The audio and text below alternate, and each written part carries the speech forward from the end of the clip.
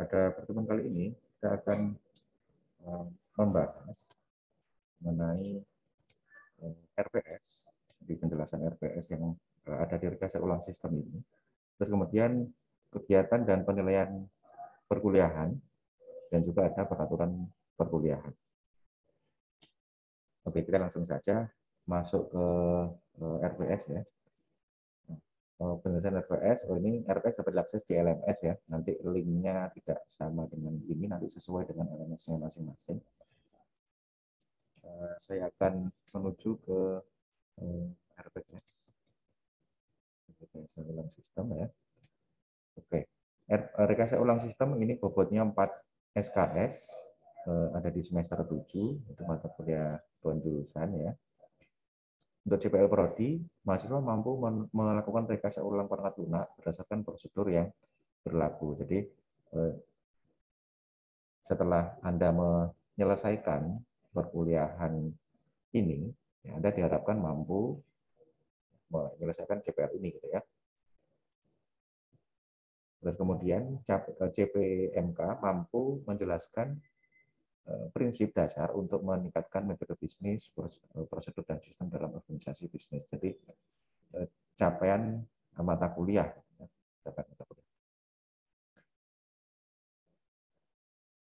Ya, jadi nanti kita akan ada beberapa pembahasan ya terkait bisnis proses, modeling, terus kemudian bisnis proses re-engineering, atau bagaimana meningkatkan alur proses bisnis yang ada dalam suatu instansi, gitu ya, atau dalam suatu organisasi. Kemudian yang kedua, mampu menguraikan alat bantu dan metodologi untuk merekayasa ulang sistem. Jadi ada softwarenya atau dan juga ada toolnya. Ya, beda antara software itu aplikasi, kalau tool itu ya bisa berupa diagram, bisa berupa pola kerja atau framework, gitu ya. Nanti kita juga akan pelajari. Terus kemudian mampu melakukan analisis dan evaluasi proyek bisnis rekayasa ulang sistem. Jadi kalau Anda kemarin di semester yang lalu itu kan ada MPPL ya, manajemen proyek perangkat lunak, atau mungkin semester ini gitu ya. Kalau manajemen proyek perangkat lunak itu kan proyek pengembangan. Nah kalau yang rekayasa ulang sistem ini proyek dengan jenis yang lain lagi, gitu ya. Proyek rekayasa ulang sistem.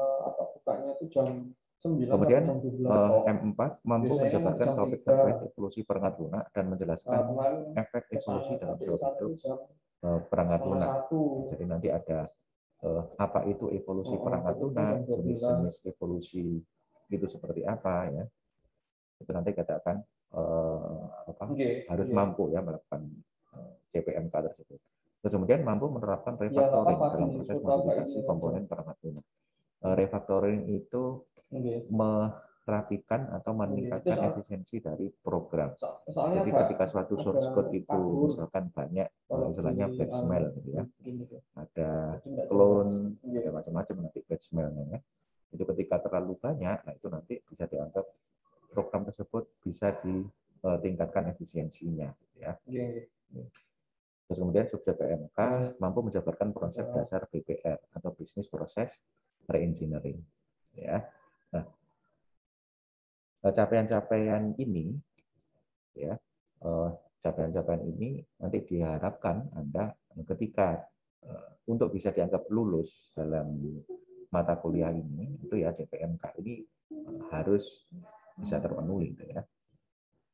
Oke, sumbernya ini ada Software Evolution dari ACM ya. Materi-materi nanti misalkan Anda mau mengakses ini sumbernya dari mana, referensi dan seterusnya itu nanti dari ACM. Ya. Terus kemudian ini kita bahas langsung menuju ke pembelajaran pokok bahasan ya. Nanti selain di pokok bahasan ini, yang di bagian bawah ini ada indikatornya ya, indikator, kriteria dan seterusnya. Kita akan bahas dari ini saja topik ya, dari topik yang nanti dalam satu semester ini akan kita pelajari. Oke. Yang pertama, pengertian proses bisnis, mengumpulkan beberapa definisi BPR, Business Process Reengineering.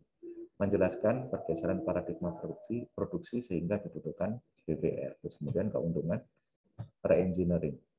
Ya. Jadi suatu bisnis proses kalau dulu belum ada teknik analisa yang diperkenalkan,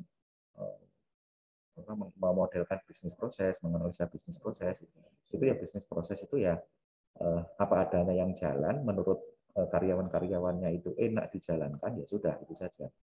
Kalau ada misalkan keinginan untuk meningkatkan, ya bingung, nggak tahu caranya gimana. Ini orang sudah enak semua mengerjakan alur yang kita buat ini, gitu ya. Kalau tidak dimodelkan, tidak ada metode-metode untuk meningkatkan.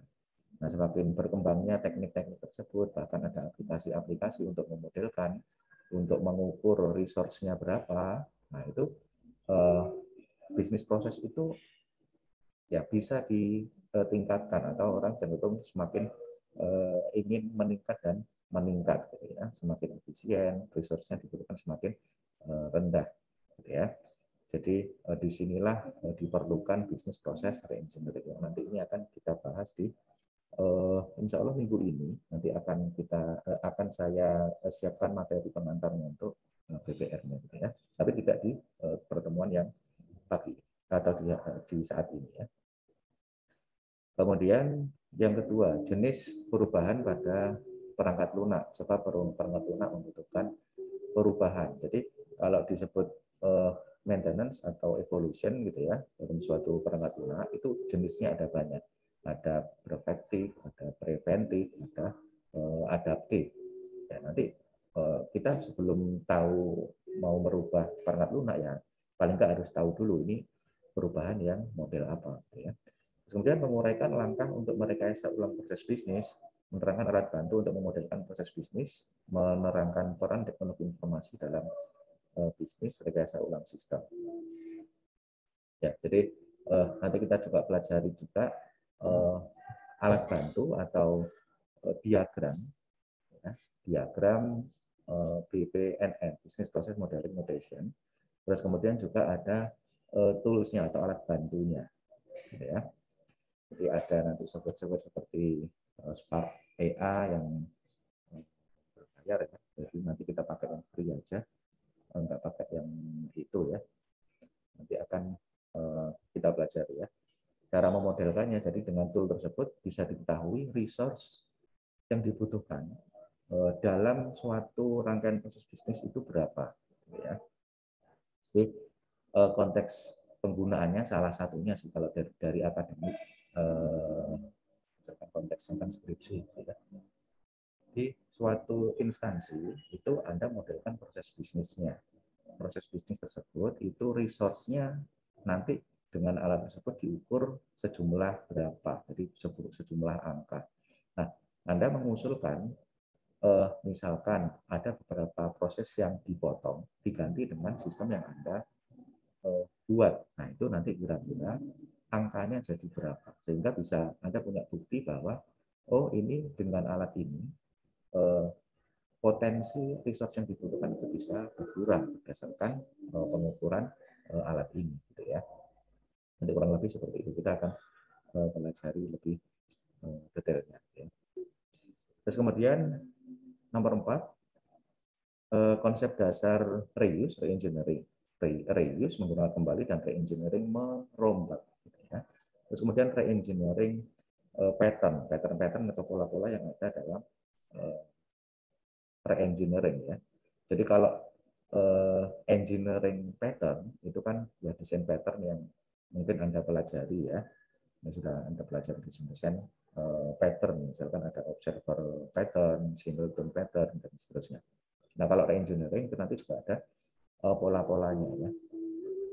Kemudian ada reverse engineering. Reverse engineering itu membalikkan dari yang ada aplikasi sudah jadi, kode berupa kode, aplikasi dan source code-nya, itu Anda balikkan lagi ke pemodelan. Di aplikasi sudah ada, mungkin pemodelan belum ada, nah Anda balikkan lagi ke modelnya. Jadi modelnya itu bagaimana, gitu ya, baik dari strukturnya atau dari behavior-nya. Nah, ada juga reverse engineering pattern. pattern atau pola-polanya atau best practice-nya untuk melakukan reverse engineering. Kemudian tujuan teknik dan alat bantu dalam reverse engineering. Nanti kita juga pelajari juga untuk reverse engineering, salah satunya kalau cuma sekedar nanti dari kode menjadi diagram, itu ya bisa pakai plan UML gitu ya, pluginnya Eclipse gitu ya. Misalkan dari source code itu nanti jadi diagram ya. Ada banyak macamnya ya. Ada yang berupa plugin, ada yang standalone dan seterusnya. Kemudian sejarah dan tantangan dalam evolusi perangkat lunak. Jadi kita pelajari sejarahnya dan evolusinya. Kemudian persamaan dan perbedaan evolusi dengan perawatan perangkat lunak. Kemudian nomor 6, Lehman's Law dalam evolusi perangkat lunak. Ada serangkaian aturan yang dikeluarkan oleh Mr. Lehman ini. Ini terkait untuk evolusi ya. Jadi perangkat lunak itu supaya tetap enak dipakai, tetap nyaman, tetap orang tanda kutip tergantung dengan aplikasi tersebut. Itu kira-kira gimana? Ya, tanda kutip ya, tanda kutip tadi ya. Kemudian Lehman's Law itu umumnya dipakai ada di sistem yang model E. Nah, jadi ada tipe-tipe sistem. Itu yang annotate siapa? Ya, ada tipe-tipe sistem. Ada tipe S, tipe P, dan tipe E. Nah, tipe S itu sistem-sistem yang dikembangkan hanya dia cukup menerapkan spesifikasinya saja. Jadi dalam suatu rangkaian ya pemodelan perangkat lunak atau pengembangan ya, itu tahap pertama kan ada requirement development ya. Terus kemudian ada juga proses-proses selanjutnya. Nah, sistem yang dikembangkan itu cukup memenuhi requirement-nya saja. Jadi kalau sudah jadi dan requirement-nya sudah terpenuhi, nah itu dia dianggap sudah selesai. Ya sudah tidak ada perkembangannya lagi. Nanti kalau ada mau dikembangkan, ya itu namanya proyek yang lain. Jadi aplikasi tersebut itu stop sampai selesai requirement-nya ya, atau spesifikasinya. Itu tipe-tipe S. Terus kemudian ada yang tipe P atau tipe proses, perangkat lunak yang memodelkan atau mengautomatisasikan proses. Jadi contoh misalkan ada perangkat lunak untuk bermain catur. Nah, itu perangkat lunak tersebut itu yang tidak ada siapa yang menspesifikasikan, tidak ada dia misalkan menggali kebutuhannya ke siapa ya. Dia tinggal memodelkan proses yang ada dalam permainan catur. Nah, jadi tinggal dimodelkan di sistem kan itu perangkat lunak yang P. Terus kemudian ada juga perangkat lunak yang jenis E. Jenis E itu inisialnya dari E, environment. Ya. Environment. Jadi perangkat lunak yang dipakai sehari-hari ya.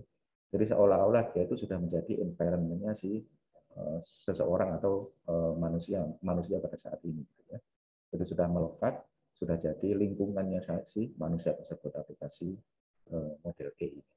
Jadi si Lehman's Law atau aturan-aturannya Lehman's itu ada 8 kalau nggak salah, kalau tidak tambah lagi gitu ya. Itu nanti diterapkan itu umumnya ada di sistem-sistem yang model E. Ya.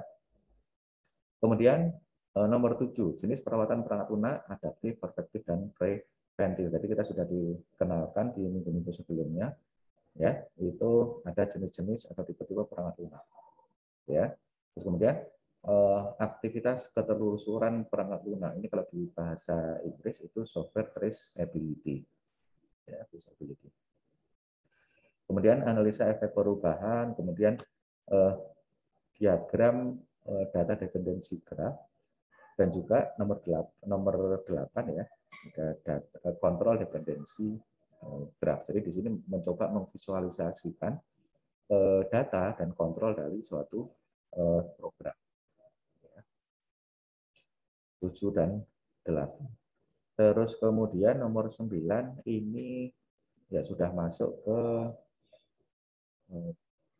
ya nomor 7 dari teman 7 sudah mulai masuk ke source code ya atau analisa program. Nomor 9 ini pengenalan cloning, jenis cloning, sumber asal cloning, evolusi cloning, manajemen dan deteksi clone. Jadi yang disebut clone itu yang paling sederhana bisa kita tangkap gitu ya. Kalau mungkin di awal-awal dulu Anda sama-sama belajar pemrograman gitu ya.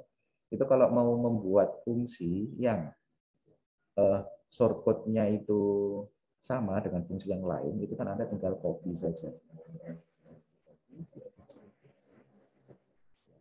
Lain di copy, sehingga dalam berbagai macam bagian dalam aplikasi, itu kodenya mirip-mirip. Cuma tinggal diedit parameter-parameternya. Gitu ya. Nah, itu juga termasuk clone dengan level tertentu. Ya. Clone dalam level tertentu. Nah, bagaimana caranya nanti? Nah, itu ada nomor 10, teknik menggunakan clone, algoritma clone, perkembangan clone terkini. Nah, penelitian terkait clone ini juga sudah sangat banyak sekali. Ya, ini topik yang populer untuk diteliti ya. Terus kemudian nomor 11, pengenalan dan analisis repository perangkat lunak. Kemudian ada release history, kakas bantu, repository perangkat lunak. Nah, ini kaitannya dengan evolusi ya. Ketika Anda melakukan evolusi itu kan ada versioning ya. Ada software versioning. Nanti aplikasi tekniknya atau aturan-aturan yang biasa dipakai biasanya seperti apa. Dan juga tool serta kakas bantunya ya. Oke, kemudian 12 dan 13 ini memprediksi kesalahan dari log development perangkat lunak. Terus kemudian ada mengetahui penyebab perangkat lunak itu rentan kesalahan dan metrik dalam perangkat lunak. Nomor 14, ini teknik refactoring. Penghilangan code batch mail, kemudian keuntungan, risiko, dan biaya refactoring. Jadi batch mail itu salah satunya ya, clone ya. Nanti ada juga lain bentuk itu yang batch mail yang lainnya ya. Jadi di sini kita mencoba nanti ya di bagian-bagian di bagian analisa kode atau bagian batch mail kita coba kalau dulu perkuliahan di awal itu kan kode asal jalan. Nah, mulai dari ya mungkin memang sudah mulai dari tingkat 2 atau tahun kedua Anda sudah dikenalkan dengan pemrograman lanjut dan seterusnya ya. Itu tujuannya ya untuk sebenarnya meminimalkan ya batch mail ini ya, supaya kodenya itu efisien. Oke. Kemudian ini adalah literaturnya yang Anda bisa download ya. Dan juga nanti di bawahnya sebenarnya untuk materi yang dipelajari nanti akan sama dengan yang kita bahas tadi ya. Kemudian ya sekarang kita kembali ke slide ya. Oke.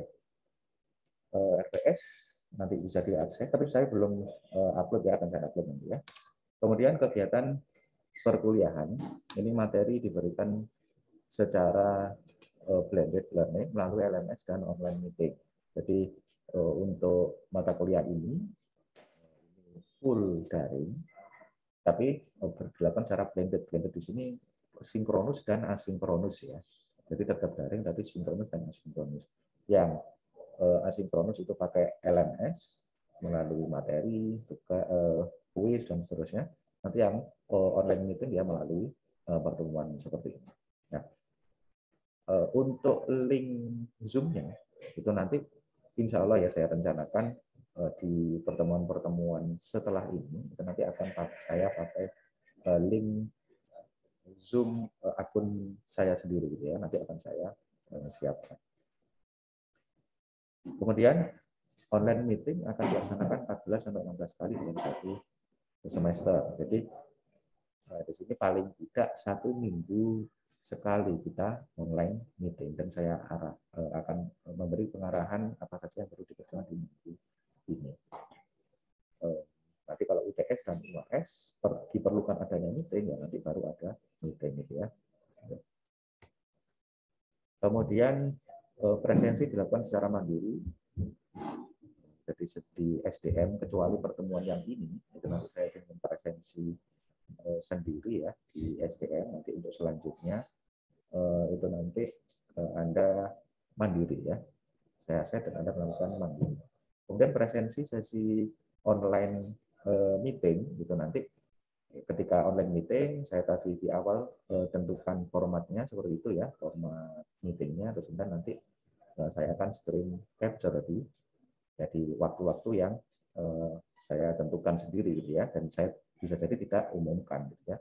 Saya akan capture gitu meetingnya, pesertanya. Kemudian penugasan dikerjakan berkelompok, sedangkan kuis dikerjakan mandiri. Jadi nanti setelah ini, setelah slide ini ada juga penjelasan ya aktivitas perkuliahan dan penilaian. Jadi kalau yang namanya tugas itu dikerjakan berkelompok, sehingga nanti Anda bentuk kelompok ya.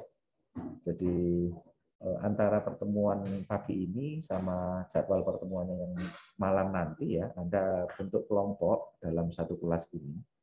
Itu kelompok dengan anggota minimal 2, maksimal 3. Jadi ya 2 sampai 3, tidak bisa kurang, tidak bisa lebih.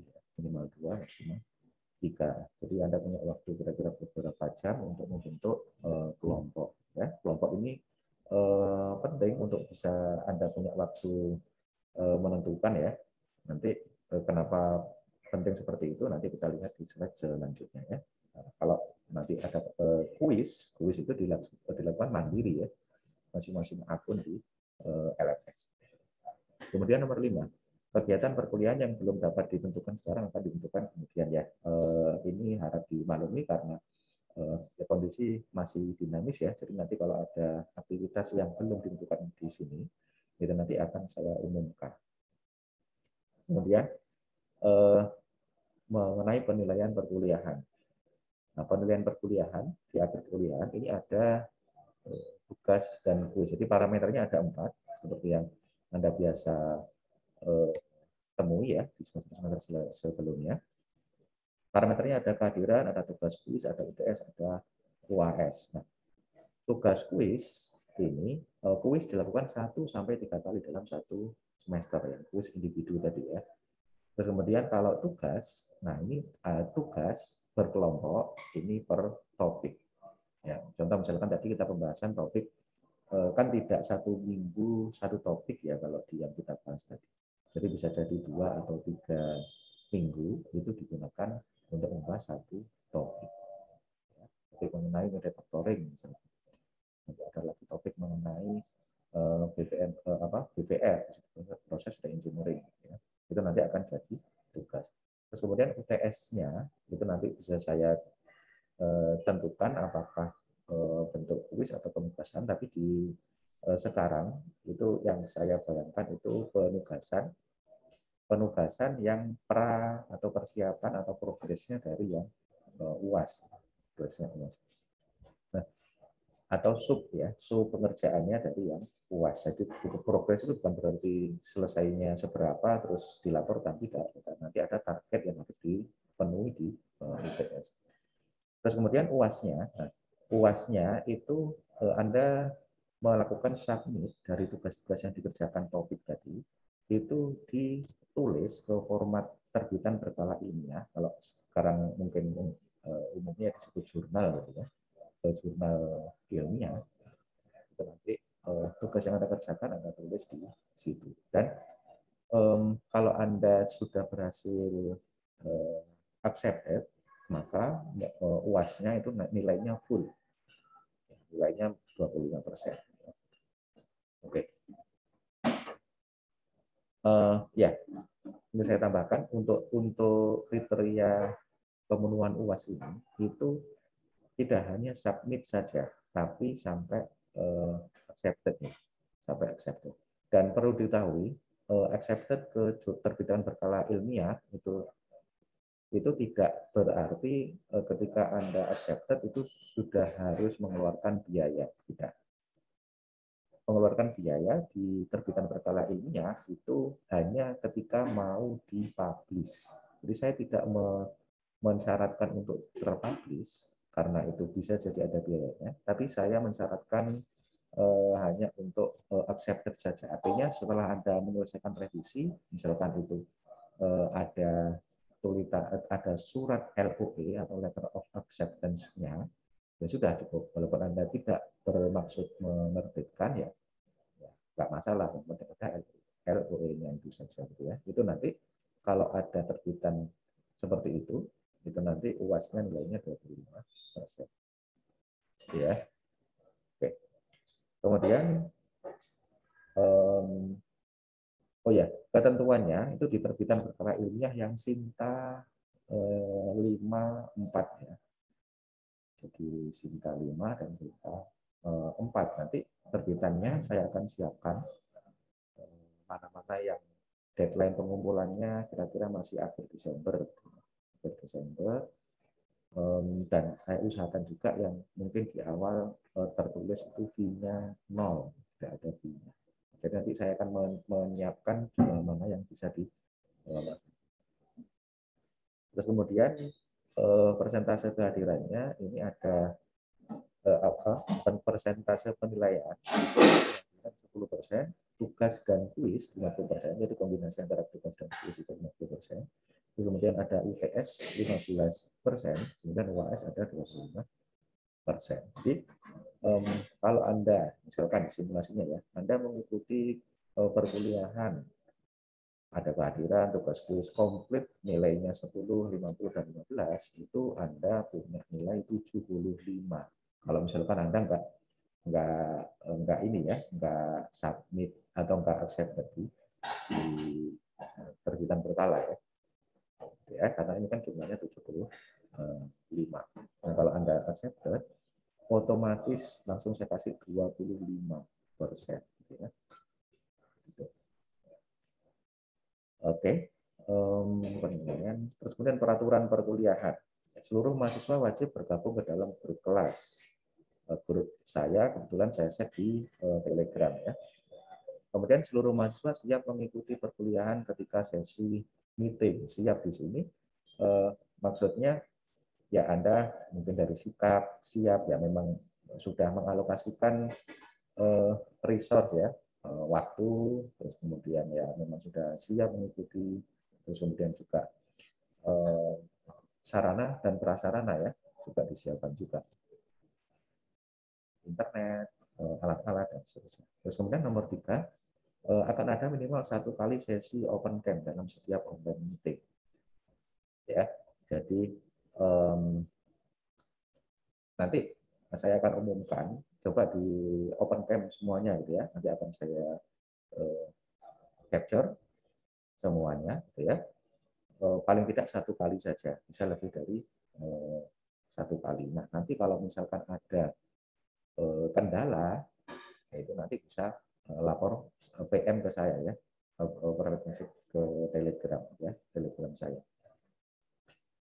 Kemudian toleransi keterlambatan online meeting 30 menit dari jam perkuliahan. Jam perkuliahan yang ini ya, yang kita mulai ya, kita mulainya perkuliahan jam berapa? Ya, itu toleransinya 30 menit. Oke, kemudian ya 30 menit ini itu nanti berarti maksudnya bagaimana? Kalau saya melakukan capture terhadap peserta yang datang itu tidak kurang dari 30 menit dari dimulainya perkuliahan. Ya, jadi toleransinya di situ. Nah, setelah 30 menit itu ya. Jadi kalau setelah 30 menit ya saya bisa jadi setelah 30 menit langsung saya capture, atau juga agak belakangan, atau juga saya capture lebih dari 1 kali, itu bisa juga. Ya. Kemudian peraturan perkuliahan yang belum dapat ditentukan sekarang akan ditentukan kemudian. Nah, demikianlah pembahasan di hari ini ya, di meeting pagi ini. Mudah-mudahan bisa dipahami ya.